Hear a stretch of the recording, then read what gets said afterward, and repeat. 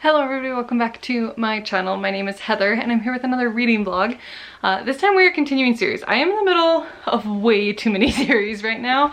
Let me pull up my tracker. Of the series that I am actively tracking, I am in the middle of 16 different series right now. So I definitely need to start making some progress on finishing up some of my series. One of my goals at the beginning of this year was to try and read more series, and I haven't done the best job at that. I have started 15 series this year and I've only finished 7. So I definitely need to do some work on completing some series. So that's what we're gonna be doing in this video. I think only one of these is actually going to be finishing a series, but I'll at least be making the next step. 2 of these books I actually have on Libby, so we'll start with talking about those. The first one, shift this way a little, is going to be Wisteria. This is the 3rd book in the Foxglove series, and this is the final book. So this one will be finishing a series. There is technically a like Christmas special novella, but it's just as big as the other books that I don't plan on reading. I'm not invested enough in these characters to need like a extra book, but I am interested in this one. I will say both books prior to this, I've had a point kind of in the middle of the book where I've thought I was going to DNF it, and then I ended up powering through and finishing because they have a murder mystery plot built into like a romantasy. It's basically what these books are. So you're following, what's her name? I can't think of her name right now, but you're following the main character and she can see death. And she has been able to ever since she was a baby, and her parents and like a whole party that they were hosting at their house all died when she was a really tiny baby. And ever since then, she's been getting passed from foster family to foster family. And everywhere she goes, somebody dies. And so then she gets passed on to the next family and it just kind of goes. So she's kind of at her last option of a family to stay with. And so she is determined to make sure nobody dies. And that's kind of, she ends up solving a murder as she goes. And that's kind of what the first book is. The second book, you're just continuing that. She's solving another murder. I don't know if there's going to be another murder mystery in book 3. And if there's not, I'm a little unsure how I'm going to feel about this book. The romance sidetracking gets really annoying to me. I have mostly been there for the subplots of mystery, but something happened at the end of book 2 that has me very intrigued about where a couple characters are gonna go in book 3. And they're not like the main characters, so that's mostly why I'm reading the 3rd book, which is gonna be a little bit more, I'm interested in the characters, so I think it should be okay. But that's the first book. The second book that I want to read is Raylia. I think that's how you say it. It is the second book in the Medoran Chronicles by Lynette Noni. This one, I read the first one not that long ago, and it was so fun. I've seen this one recommended by Rachel Catherine quite a few times, and so I decided to give it a try when they finally got it on my Libby, and I was really nervous for a second. They only got the first book, and then like a couple weeks later they finally added the rest of the series, so I now have access to the whole thing, which will be good. So this one is about a girl who goes to enroll in a boarding school and accidentally gets sucked into this magical world and goes to school there. There's a little bit of like a Chosen One-esque thing going on. And she has there's just so many fun characters. And I'm very excited to continue with the series. I think it's just such a fun YA fantasy that is just a good time, and it just feels happy even when like kind of intense things are happening. And I'm so curious. There's some things that got set up in the first book that I'm very curious to follow along, so I'm very excited for this one. And then I have 2 that I'm going to read that I actually own physically. The first one is Ender's Shadow by Orson Scott Card. This one starts the 2nd series in the universe, so you have a whole Ender's verse. Ender's Game and the series that follows that is kind of the main series, and then you have several other series that are happening throughout the universe. I did some research. This is the reading order I have landed on. Is it the best reading order? Honestly, at this point, I don't know. I found this reading order forever ago, and I've just decided to stick with it. I don't know if I'm following a specific, is it publication order at this point? I'm not even sure. But this series basically bridges the gap. It has a lot of overlap with Ender's Game, and then in between Ender's Game and the 2nd book, there's a huge time jump. And this series kind of fills that gap. If you've read Ender's Game, this one is following Bean as kind of the main character. So I've already started this one on audiobook. I've decided to try and listen to it because I have some sewing projects that I'm working on that I want to complete while I'm doing an audiobook. So this is the one I picked. It's a 16-hour audiobook, so we'll see. I might end up reading some of it as well. I'm about an hour and a half into it, and so far we have just been getting the story of how Bean got recruited for battle school. So that's kind of where we're at. The author's note at the beginning of this book kind of pitches it as like you could read this on its own without even having read the Ender stuff, and so far that seems accurate. There's only been one mention really to Ender, so I don't know, we'll see how this goes. I definitely have been wanting to continue the series for a while, and I have the first 3 books in this series. I think there's maybe 5 total, but I have the first 3. And then the final book that I want to read in the series is City of Glass by Cassandra Clare. This is my first time reading Cassandra Clare's Shadowhunters world, and I've been doing what I feel like a lot of people online call it the Cassie Clare reading order. I don't know if it's best. The books like this, it's so hard to figure out what order to read them in, but I'm committed to a set reading order and I'm just gonna follow that and not keep rethinking it. So based off the order that I'm following, you read the first 3 in this series, and then you jump to the trilogy that is about their parents, and then you come back to the last 3 in this series. So that's what I'm planning on doing. So this one is my last one before I jump to the other series. I can't remember what the other series is that I need to read next, but these are just such quick reads. They're just like your classic 2010s YA fantasy fill, which is fun. I can get through them very, very quickly, so it's kind of a nice, just fast read. So those are my plans for this video. I will bring you along as I read books. I'll probably be starting with Wisteria because my loan is coming up very soon on that one on Libby, and then I'll work through Ender Shadow on audiobook while I read the other ones. But welcome along to another video, and we'll go ahead and dive right into it.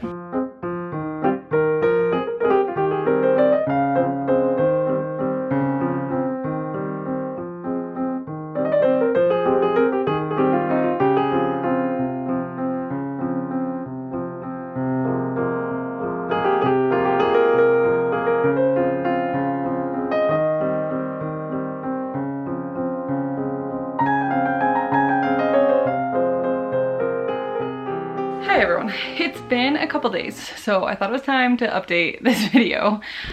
First big update, I have finished Wisteria. I think I'm giving this one like 3.5 stars, maybe more like a solid 3. What to say on this one? I was really interested in the characters that were going to be focused on in this book to begin with, but I do feel like it got a little bit heavy-handed in that we completely didn't have Signa or Death in the book until like 75%, which is kind of weird because like they've been the main characters for the last 2 books, and then they just completely dropped off the face of the earth. We barely saw them in this one, so that was a little interesting. Like, I was excited to see some new characters and focus on them a bit, but I didn't completely want to lose sight of the other characters, so that was odd and really one of the biggest drawbacks for me. Also, I feel like the plot was a little iffy on this one, and I think the biggest thing that bugged me about it is the teeny bit that we got of Signa and Death at the beginning of the book set up this mystery, and then we didn't really get a satisfying conclusion to it. I feel like in the first 2 books, the plot definitely got sidetracked by the whole romance thing, but we still came around to a good conclusive ending with like kind of a fun twist, and there was like a solid effort to make it a good mystery. This book, it just didn't feel, like it felt really half-baked. It felt like she just needed to put a mystery in because she did it in the other books, and we didn't really get solid answers on it. And for being the last book of the trilogy, like that means that that's the ending on that. And so I was very underwhelmed by that part of it. She did make some gutsy moves on where some of the characters went, especially towards the end of the book, which, like, I always have to give props to an author when they do something that you know is gonna have people mad. But also feels fitting for the characters. So I was okay with that. Also, I wasn't like overly attached to the characters, so I was kind of like, sure, do what you want. Like, let's make this interesting. But that's where I sit on Wisteria. I don't think I have any intention of reading the holiday novella book. I did some Googling, and it doesn't sound like you get any more answers on like mystery plot that was happening in book 3. And that's all I want. If we're gonna write a novella, what I want is somebody to truly dive into the story behind Signa's mom. And we just keep not doing it. Like, I feel like that has been pitched from the very beginning. So if you've read Holly, let me know. If it has answers about Signa's parents, then maybe I would read it. But that's the only thing I have left that I'm interested in. Everything else, I'm kind of over the characters. I'm over the romance plot line. But I would be interested, like, I want to know what happened with Signa's family, and we've just never quite got there. We've got little bits and pieces, but I don't feel like we ever solved it really. So I have more questions than answers from this book, and that is always annoying when supposedly it's the last one. So that's where I'm at on that one. On Ender's Shadow, I am now 38% of the way through the book, so I'm making progress. It's definitely a long book. I think it was like a 16-hour audiobook, so we'll see if I do the whole thing audiobook or if I end up switching to the physical at some point. I haven't quite decided. I am enjoying the audiobook. There are a lot of narrators. There's a lot of music. It is like a produced audiobook. That being said, it is, you can tell it's kind of dated, just in like the style of music and stuff, but I am enjoying the audiobook, so I'll probably continue that for most of it, but maybe I'll switch to the physical just for speed's sake at some point. We'll see. We have made it to the point where Bean has made it to battle school, which isn't really a spoiler because we know that from book 1. So basically he's kind of this like prodigy character. Everyone's comparing him to Ender Wiggin, and you're kind of still following a little bit of a dual perspective where you're following Bean at battle school, and then you're following the nun who helped test him and get him into battle school, as she is trying to figure out how he is so insanely smart for his age. And she's kind of trying to dive into this mystery and figure out where he came from.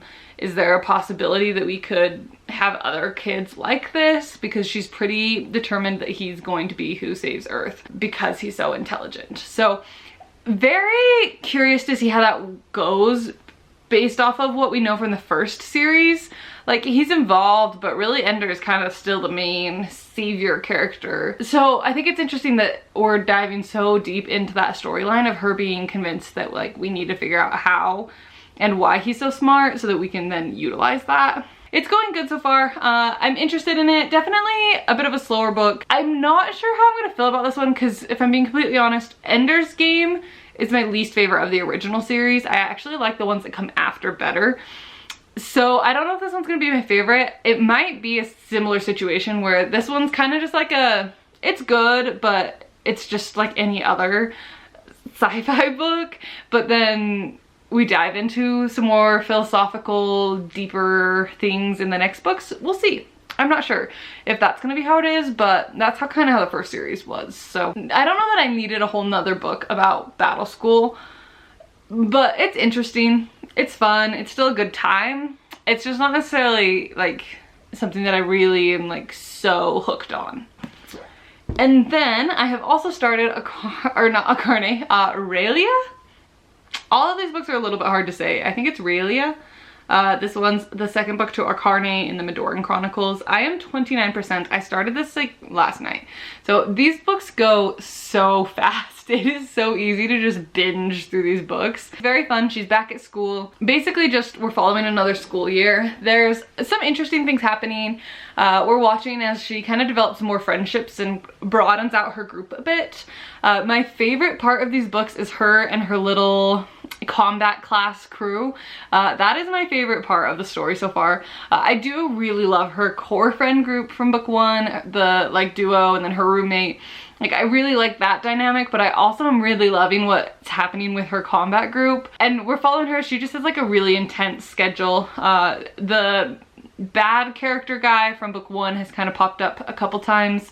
Definitely some suspicious things are happening there, but overall it's still very much so we're just following another year at school.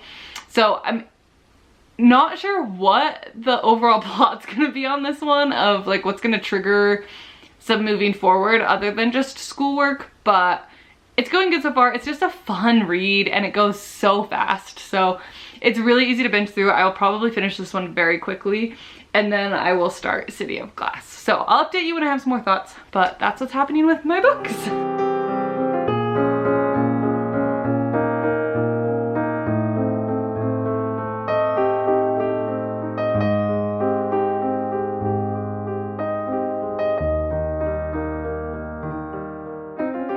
Let's chat about where I'm at on some of my books in this video. I feel like it's time for an update. Last time I talked, I had just finished Wisteria. I have now finished Raelia in the Madoran Chronicles. We're just gonna go with that's how you say it. I don't really know. But I've given this one 4 stars. I really enjoyed it. They're just such fun books. And I think that's the best way I can think of to describe them, is they're just so fun and joyful. And I think the thing that I love the most about them is they truly feel like teenagers. Like, they are almost adults in the second book. I think they're like 17, but they truly act like teenagers, and it's not like so intense. I feel like lots of times you read YA fantasy books and they're so just intense and everything is just so crazy and there's so much drama, and these books just aren't like that. They're just like fun and silly, and the kids can be just goofy sometimes, and I feel like the adults are still very protective of the kids and being like, yes, you're doing these things, but also we don't expect you to do it. Like, we are going to try and protect you and keep you safe as much as possible. And so I really appreciate that about it. It just feels so much more realistic than a lot of YA fantasy books that you read. But yeah, it was just fun. They have like a little bit of an adventure thing. I think my biggest complaint about this book is that Bear was just completely missing. He's one of the like main trio in the first book, and I felt like he was very absent from this one. We added quite a few new characters, and I feel like there was a lot of scenes where you knew he was there, but he just completely had no dialogue, and he just was very not part of the story. And I think that was one of my biggest complaints, is I felt like she introduced so many characters that she had a hard time keeping up with the characters that she already had built in the story, and I kind of missed them. So that was really my biggest downside with this one. I do think the first one was a little more fun just in like the plot. This one didn't do quite as much as far as the plot goes. I think it was very interesting how they worked in her parents being okay with all of this. And I won't say any more than that because I don't want to spoil what happened with that, but it was good. It was interesting. I definitely am excited to continue the series. This one leaves off on quite a cliffhanger. I'm not sure how I feel about the storyline that is getting prepped as we go into this third book, but I've already put the third one on hold at the library, and I will be reading it as soon as I can get my hands on it. So I am really enjoying this series. I am continuing to make progress through Ender's Shadow. I went ahead and figured out where I was in the book based off of, like, I'm doing the audiobook, but I wanted to see how far along in the book it was. I am over halfway at this point. I'm still really enjoying it. We're still following Battle School. I think that's gonna be the rest of the book, is just matching along with the plot of Ender's Game and what happened in that book. I found that I don't remember as much as I thought I might have about the book, so definitely it doesn't feel boring in that aspect because I don't really remember what I read in Ender's Game. So if you take a long gap in between reading them, this one feels like it's just a totally new book. But I'm enjoying it. I'm going to continue listening to this one. I am really liking the audiobook, and I have a lot of sewing to do over the next couple days as I prep for Christmas, so I will probably be finishing the audiobook while I sew, and I will update you when I'm finished with that book. And then I also have started the last book for this video, City of Glass. I am on chapter 8. I'm about almost 180 pages into the book. I will say, I feel like I should have read this one first and then jumped into Raelia. If I wasn't up against a deadline on Libby, I probably would have done that. This one feels a little annoying after reading a YA book that doesn't have all of those like tropey things, and this one very much so does. It is pretty much all just teenage drama at this point. I'm not really sure what the plot is supposed to be or where we're going with any of that. I'm getting a little bit annoyed with the whole, we have this tough main character, but also she like falls in love with every boy she meets, and just kind of like, okay, just pick somebody already and let's be done with it. And I'm kind of, I don't know, I just feel like they all make such poor decisions in how they interact with each other, and that is like the only real source of conflict. Like there's real things happening, but it's just not the focus, and I feel like we can't progress in the plot because of how their relationships have all just gotten so messy, and they just like refuse to communicate and work with each other. And by the third book in a series, I feel like I'm kind of ready to be done with that and like, let's start working as a cohesive team and have sorted everything out.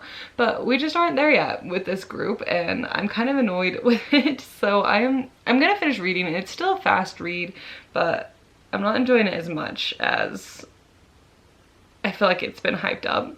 So I do feel like everybody says that it's not like the most amazing book you'll ever read, but I am very excited to be able to put pause on these characters and go and maybe see some other characters in the other trilogy and then come back to these. So I don't know, it's happening, it's fine. I don't know if I'm in the mood for this one necessarily at the moment, but I'm gonna finish it and then I will probably update you when I'm ready to end the video when I've finished these 2 books.